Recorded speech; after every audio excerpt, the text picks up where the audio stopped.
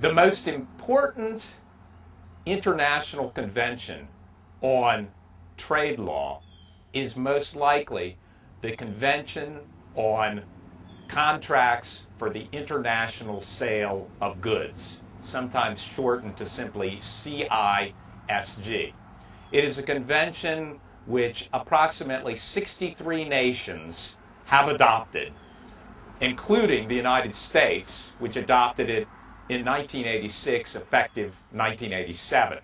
Most of the major trading nations in the world have adopted the CISG. There are a few exceptions, such as the United Kingdom and Japan, but most nations in the EU, most nations of East Asia, and most other important trading countries have adopted the CISG.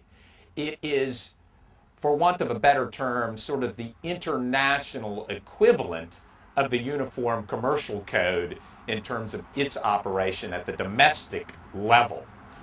The CISG adopts some principles from the Anglo-American common law, adopts some principles which are comparable to what we have in the UCC, has some principles which are taken from the civil law of Western Europe.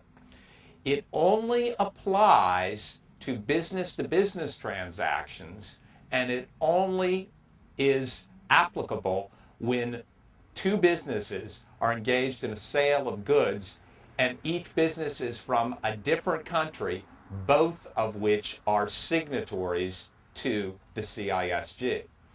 Like the Uniform Commercial Code, parties to an international sale of goods can opt out of the law framework and in effect preempt the CISG, just as you can domestically preempt the UCC and create your own law.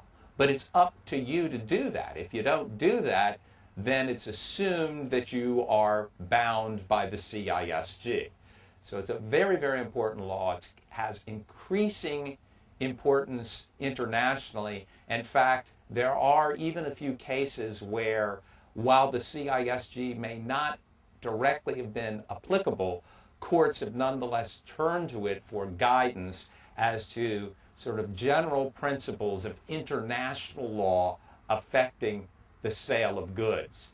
And I predict that probably in the future we will find that some of the principles found in the CISG will even be invoked in situations where the contract doesn't involve goods or perhaps doesn't even involve businesses. It won't be mandatory, but it will just be turned to for guidance in the same way that domestically courts sometimes turn to the UCC for guidance about applicable principles, even though they don't have to do so. It's just sort of a tool for the courts to figure out what the law should be. There are many, many, many other conventions of significance, obviously, at the international level, and some certainly deal with trade.